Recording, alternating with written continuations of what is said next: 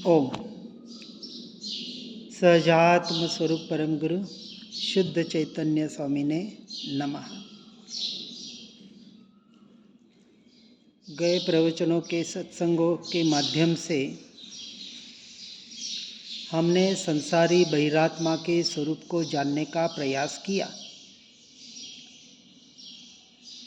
यहाँ यही समझना है कि जब तक मिथ्यात्व का अंश भी है तब तक वो जीव बहिरात्मा है, क्योंकि मिथ्यात्व से सीधा सम्यक दर्शन ही प्राप्त करेगा 100%। वहाँ अंश भी नहीं रहेगा मिथ्यात्व का, अपनी विपरीत मान्यता का। और ऐसा जीव नयातिक्रांत और पक्षातिक्रांत होगा ही होगा। अतिक्रांत यानी नए निक्षेप प्रमाण, अपना पक्ष, अपना मत, अपना संप्रदाय, अपने जो इसके बारे के आग्रह हैं, जो चाहे क्रिया के हो, चाहे शुद्धि के हो, चाहे किसी भी प्रकार के हो, इन सारे आग्रहों से छूटकर मात्र एक आग्रह, स्वभाव का आग्रह, आग्रह, हाँ, आग्रह, ग्रहण करना, ग्रह यानी ग्रहणा, और मतलब आना। तो किसमें आना, किसको ग्रहण करना? तो स्वरूप को और स्वभाव को। इसलिए उसका आग्रह होना ही होना। और यदि बाहर के आग्रह होंगे, उसको ग्रहण करोगे, यहाँ वो नवग्रह की तो बात ही नहीं है। नहीं। वो शनि राहु केतु बेचारे अपना काम कर रहे हैं, बेचारे तो नहीं है,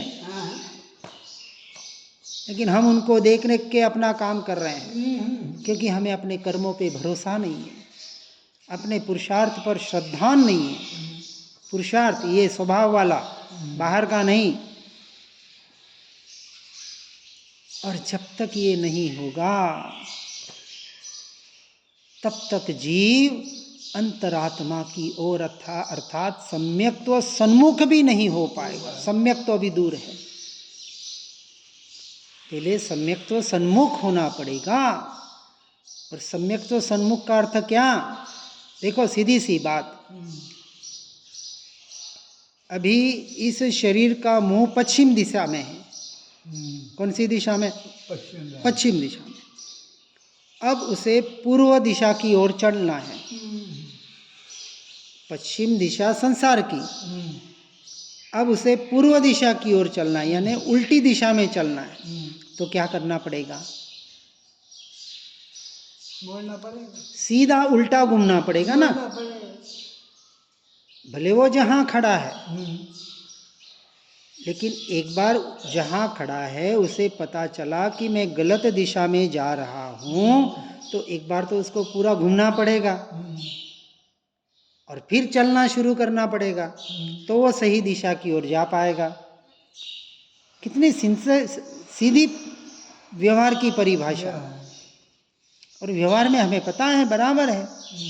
यदि आपको कोई बता दे, आप गाड़ी से जा रहे हैं और कह दें कि आप गलत दिशा में आ गए, अब आप क्या करोगे? वहीं के वहीं गाड़ी मोड़ोगे कि नहीं? वहीं के वहीं यदि जगह होगी तो ऑन द स्पॉट, वो गारंटी से कह रहा है, मुझे बिल्कुल 100% कह रहा हूँ, आप यहाँ जाओगे, ये उल्टी दिशा में आप आ गए, रास्ता भूल गए, आप वापस उस चौराहे पे जाओ और फिर वहाँ से ऐसे ऐसे जाओ तो आप सही रास्ते पे जाओगे। बराबर ना? तो संसार में तो बिल्कुल गाड़ी उसी वक्त मोड़ देंगे हम। अब यहाँ हमें हमारे परमात्मा श्री गुरु श्री शास्त्र पुकार कर कह रहे हैं कि संसार की दिशा गलत दिशा है, तू विपरीत मार्ग में चल रहा है, मिथ्यात्व का पोषण कर रहा है, अपने आग्रह का पोषण कर रहा है, हे भैया यहीं के यहीं रुक जा, आगे बढ़ना बंद कर और यहीं से घूम जा और अपनी दिशा की ओर आ जा। ये बाहर की दिशा तेरी दिशा नहीं है, तेरा स्वरूप नहीं है, तेरा स्वभाव नहीं है। अब विचार करो, ये भोग दे दिया, मंदिर विधि कर ली, ये बाहर की क्रियाएं कर ली और उनकी बात नहीं मान रहे हैं, दिशा नहीं बदल रहे हैं, तो उनका विनय कर रहे हैं कि अविनय कर रहे हैं? अभिनय कर रहे हैं, नहीं मान रहे हैं, अभिनय कर रहे हैं। हाँ, बाहर से तो लग रहा है देखो हम कितना विनय कर रहे हैं, लेकिन जो वो बता रहे हैं, जिस शास्त्र का विनय कर रहे हैं वो शास्त्र का विनय नहीं है। निश्चय की परिभाषा, सम्यक दर्शन की परिभाषा समझनी है, क्योंकि स्वसन्मुख होना है तो यहाँ से भी हटना पड़ेगा। सच्चा विनय, परम विनय 12 तप में 7वां तप विनय तप है। दूसरा अभ्यंतर तप, प्रायश्चित, विनय, वैयावृत्ति, ये पहले 3 अभ्यंतर तप। यहाँ कौन सा विनय बताया? देवगुरु शास्त्र का विनय अभ्यंतर तप में नहीं आता है, वो व्यवहार तप है।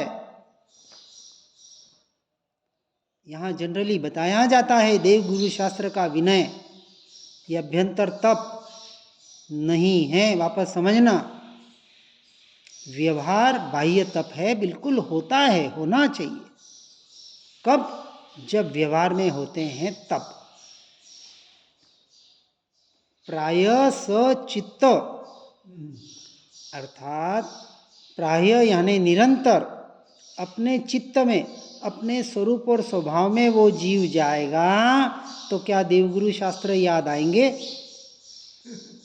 अभी वो जिस ध्यान और विसर्ग में 11वें 12वें तप में पहुंचना है, उसकी ये पहले की प्रोसेस है कि अब स्व का अध्याय, स्वाध्याय 10वां तप, उसके लिए बढ़ना है तो अपने चित्त का आधार करके, अपने स्वरूप और स्वभाव का यथार्थ विनय करके उसकी वैयावृत्ति करेगा, अपनी सेवा करेगा। अपने में रमण करना, अपने स्वरूप और स्वभाव में आना, इसका नाम है स्वयं की वैयावृत्ति, स्वभाव की वैयावृत्ति, ध्रुव की वैयावृत्ति। ये अभ्यंतर तप है। ये बाहर की वैयावृत्ति व्यवहार है,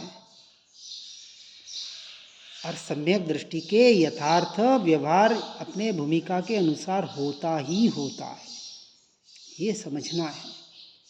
लेकिन यदि उस व्यवहार को ही धर्म मान लिया, देवगुरु शास्त्र का विनय और वैयावृत्ति को धर्म मान लिया, तो कभी सम्यक तो सन्मुख भी नहीं हो पाएगा। सम्यक दर्शन तो बहुत दूर, सम्यक बहुत गहरा चिंतन है और गहराई से समझना पड़ेगा और गहराई से चिंतन करके स्वीकार करना पड़ेगा। जब तक स्वीकार नहीं होगा, जीव सम्यक्त्व की ओर बढ़ नहीं पाएगा, क्योंकि दिशा बदलनी पड़ेगी। देवगुरु शास्त्र की दिशा भी बाहर की ओर है, पश्चिम की ओर है, पुण्यबंध का कारण है। स्वद्रव्य की दिशा सच्ची दिशा, और इसके बगैर धर्म की शुरुआत नहीं है। आज समझो, कल समझो, भव भव के बाद समझो, इसके बगैर दूसरा कोई उपाय बिल्कुल नहीं है। इसलिए बहिरात्मा को समझाया, बहिरात्मा की दशा को समझना है कि हम आत्मा परमात्मा की बातें सुन रहे हैं, पढ़ रहे हैं, बोल रहे हैं, चिल्ला रहे हैं, क्या उससे काम होगा? या चिल्लाना बंद करें, बोलना पढ़ना सुनना बंद करें, बाहर से बिल्कुल मौन हो जाए और मौन स्वभावी आत्मा का आश्रय करके अपने दृष्टि को, अपनी पर्याय को स्वसन्मुख करने का पुरुषार्थ करें। क्या करना बोलो? अपना पड़ता है। अब आप जैसे जीवों को पढ़ना सुनना, ये जाप पाठ हो सके तो बंद कर दो आप। बहुत स्पष्ट कह रहा हूँ, और दोष लगे तो मेरे पे डाल देना। हाँ, आधा घंटा शास्त्र पढ़ते हो ना, हाँ। उससे ज़्यादा आधा घंटा उनके सामने बैठो और अपने स्वरूप का चिंतन करो। क्योंकि शास्त्र पढ़ते हैं तब आपको पता है आप क्या पढ़ रहे हैं, पता होता है? हाँ। नहीं होता है, नहीं। झूठ मत बोलना। नहीं सिर्फ पढ़ते हैं, पढ़ते ही आते। क्योंकि पढ़ने की आदत हो गई, वो शब्द हमें याद हो गए, याद हो। फटाफट फटाफट पढ़ते जाते हैं। अब ये भी बंद करना पड़ेगा यदि स्वसन्मुख होना है तो। तो पुण्य बंद करना है, अच्छा है कि चलो संसार से छूट के आ गए, यहाँ आ गए तो यहाँ कम से कम पाप में न पड़े तो पुण्य में तो लगे रहे। तो लगेगा।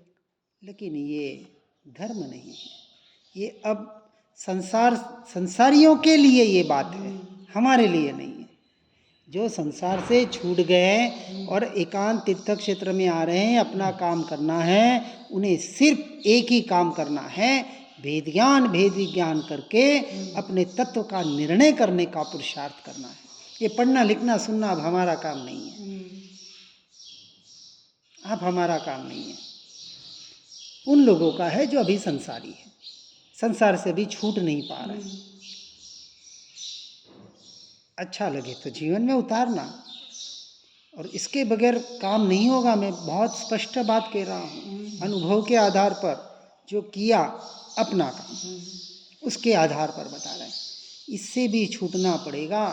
और बार बार ये कहा जा रहा है, गुरुदेव ने तो कहा, मंच से भी कहा जा रहा है कि इसमें धर्म नहीं है। यही तो बता रहे हैं यहाँ, इन कामियों के द्वारा भी यही तो कह रहे हैं।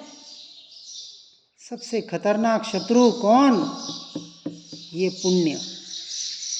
इससे हम छूट नहीं पा रहे हैं। कैसे अंतरात्मा बनेंगे? और यहाँ अब जो हम शुरू करने वाले हैं, धन्य अंतरात्मा, जो स्वसन्मुख होने की चेष्टा कर रहा है, वही वास्तविक धन्यवाद का पात्र है, वही मोक्ष मार्ग का अधिकारी है। मोक्ष का नहीं, अभी मोक्ष मार्ग का। मार्ग का है, मोक्ष नहीं। हाँ, मार्ग का है। और मार्ग पे चलेगा तो पहुंचेगा, सीधी सी बात है। इसलिए देवगुरु शास्त्र, सद्देव सदगुरु शास्त्र जिसकी ओर इशारा कर रहे हैं, अब देवगुरु शास्त्र भी कह रहे हैं कि हमारी तरफ नहीं, तू तेरी तरफ देख। क्योंकि मैंने भी जब मेरी पर्याय को मेरे ज्ञान स्वभाव के द्वारा अपने ज्ञायक में, अपने ध्रुव तत्व में लीन किया और अनंत काल के लिए उसमें लीन हुआ, तो अंतरात्मा से मैंने पर्याय में परमात्मा पद को प्रकट किया। और जैसा मैंने किया वैसा तू करेगा तो तू भी मेरे साथ आके बैठ सकता है। मेरा स्थान वो तेरा स्थान है, तू उसका अधिकारी है। ये हर जीव को कह रहे हैं। अधिकार दे दिया, अपनी गद्दी सौंप दी, ये सिंहासन खाली तेरे लिए, आजा बैठ जा। और तेरे में वो कैपेसिटी है। अपने को हीन दिन मत मानना, मैं ऐसा, मैं रागी, मैं द्वेषी, मैं मोही, मैं वो, मैं ऐसा। अरे नहीं, तू स्वयं भगवान है। क्या कहा? क्या कहा? हाँ, तू स्वयं भगवान है। होना नहीं है। नहीं है, लेकिन है कब? जब यदि दृष्टि करे तो ना, नहीं तो नहीं है, नहीं तो नहीं है। यदि तेरी पर्याय अर्थात मेरी पर्याय, मेरा द्रव्य का आश्रय करे, भगवान तत्व का आश्रय करे, त्रिकाली ध्रुव तत्व भगवान आत्मा का आश्रय करे, तो उस पर्याय में वो पर्याय भगवान बन जाती है। पर्याय भगवान बन जाए। हाँ, क्योंकि भगवान पर्याय में बनना है, और निश्चय से तो बना बनाया भगवान है। पुरुषार्थ पर्याय में करना है ना, तो जो पर्याय पर द्रव्य पर भावों की ओर जा रही है, ऐसी भ्रांति जा नहीं रही है, भ्रांति है ये। मैं पर का कुछ कर सकता हूं, मैं पर में कुछ कर सकता हूं, हम उसी में लगे हुए हैं। ये सुनने पढ़ने के बाद भी तो हटना पड़ेगा वहां से। एक बार करो ऐसा पुरुषार्थ, सत्य पुरुषार्थ। ये भी सत्य पुरुषार्थ है, वहां पर से हटने का, पर से दृष्टि हटाने की। पर से दृष्टि जब तक नहीं हटाएंगे तब तक स्व सन्मुख कैसे होंगे? पर के विकल्प, पर में बदलने के भाव, ये करूं वो करूं ऐसा करूं, और करूं किसी से कराऊं, किसी की अनुमोदना करूं, तीनों का एक ही फल बताया, करण करावन और अनुमोदन, पर द्रव्य और पर भाव का। तीनों की कैटेगरी क्वालिटी एक ही बताई, वही कर्म बंध। और द्रव्य का यदि कर्ता बने, अपने द्रव्य का भोक्ता बने, तो फिर क्या कहना। ये धन्य अंतरात्मा बनने की पहली स्टेज। तो जब तक बहिरात्मपना, बहिर्दृष्टि, पर में कुछ करने कराने का, अनुमोदना का भाव भाव आए बगैर क्रिया होगी नहीं, और भाव छूट जाएगा तो क्रिया छूटेगी ही छूटेगी, या यूं कहे छूटनी ही चाहिए। नहीं छूट रही है तो समझना हमारे अभी पर के भाव पड़े हैं। नहीं, हम तो भाव से तो नहीं करते, क्रिया हो जाती है। अरे भैया, ये कहने का अधिकारी सम्यक दृष्टि को है। इसलिए सम्यक दृष्टि के भोग निर्जरा के कारण बताए। कौन से? इंद्रियों के भोग। 6 खंड का राज्य, 96,000 रानियां, ऐसा खाना पीना, सारा इंद्रियों का भोग भोग रहा है चक्रवर्ती, फिर भी वहां निर्जरा। और हम थोड़ा सा भी कुछ खा लें अपनी पसंद का, तो वहां कर्म का बंध। विचार करें किस आधार पर? पहले ज्ञानी बनना है। भोग भोगने के लिए नहीं कह रहे हैं, ज्ञानी बनने के लिए कह रहे हैं। और ज्ञानी ज्ञान स्वभाव के आश्रय से, ज्ञायक भाव के श्रद्धान से होता है। आश्रय किसका? ज्ञान स्वभाव का। हाँ, और श्रद्धान किसका? ज्ञायक का, ध्रुव का, त्रिकाली ध्रुव का। बिना ज्ञान के आश्रय से श्रद्धान ध्रुव तत्व का यथार्थ नहीं हो पाएगा। समझना द्रव्य गुण पर्याय को बराबर। क्यों द्रव्य गुण पर्याय की? सीधा आत्मा हूं, शुद्धात्मा हूं, शुद्धात्मा हूं, कभी शुद्धात्मा नहीं होगा जब तक ज्ञान स्वभाव का आश्रय नहीं करेगा। इसलिए द्रव्य गुण पर्याय को समझाया। नहीं तो सीधा बताते तू आत्मा है, बस आत्मा का चिंतन कर ले, आत्मा हो जाएगा। क्यों द्रव्य गुण पर्याय का भेद प्रभेद एक एक कितना गहराई से समझाने का प्रयास कर रहे हैं हमारे ज्ञानी पुरुष, महापुरुष। क्योंकि एक एक तत्व को, एक एक के परिणाम को समझना पड़ेगा। हर परिणाम स्वतंत्र।